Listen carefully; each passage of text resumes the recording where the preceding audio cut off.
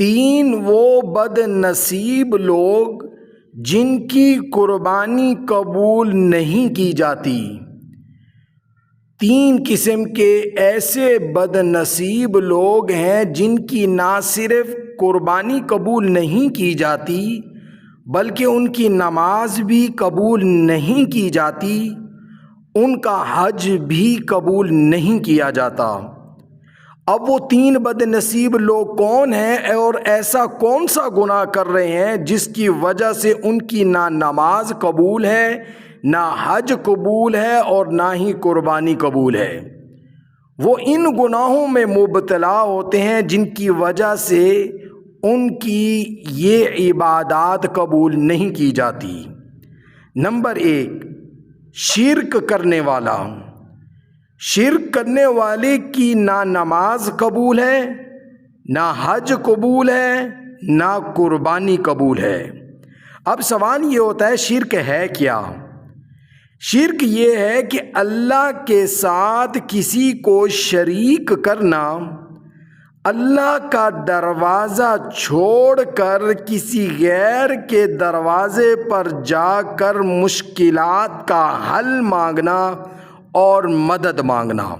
آسان الفاظوں میں شرک کے بارے میں پیارے کریم صلی اللہ علیہ وسلم نے ارشاد فرمایا اپنے صحابہ کو، میرے صحابہ شرک سے بچنا چاہے تمہارے ٹکڑے ٹکڑے کیوں نہ کر دیے جائیں۔ یہ پہلا وہ بد نصیب ہے جس کی قربانی بھی قبول نہیں، نماز بھی قبول نہیں، حج بھی قبول نہیں، کیونکہ وہ اتنے بڑے جرم میں مبتلا ہے اور وہ شرک ہے۔ اسی لیے شرک سے بچیں، شرک سے بچیں۔ اور دوسرا بد نصیب وہ ہے جس کی نہ نماز قبول ہے، نہ حج قبول ہے، نہ قربانی قبول ہے۔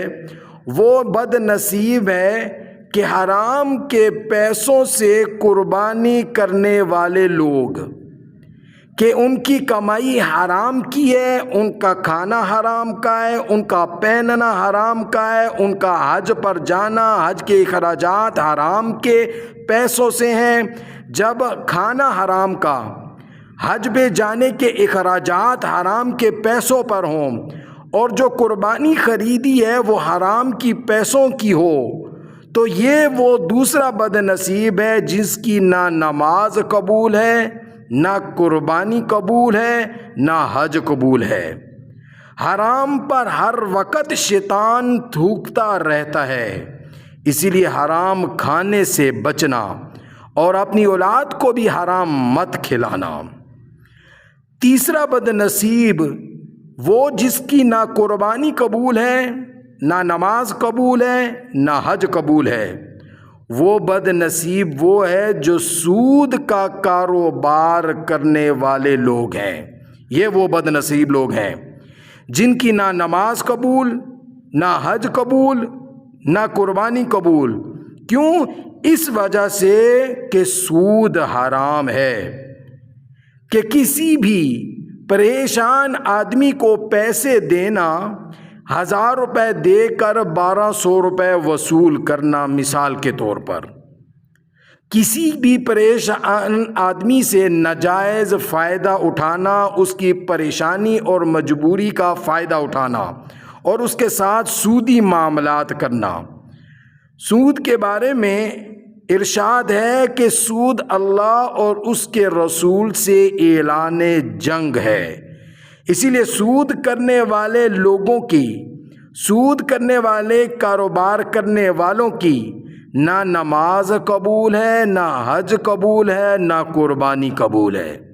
یہ وہ 3 قسم کے بد نصیب لوگ ہیں جن کی قربانی قبول نہیں کی جاتی، نہ ان کی کوئی عبادات اللہ رب العزت قبول فرماتے ہیں۔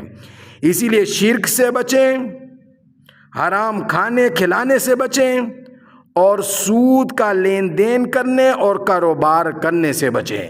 اللہ رب العزت ہم سب کو ان گناہوں سے بچنے کی توفیق عطا فرمائے اور ہماری نمازوں اور ہماری عبادات کو، ہمارے حج کو، ہماری قربانیوں کو قبول فرمائے۔ وآخر دعوانا ان الحمد للہ رب العالمین۔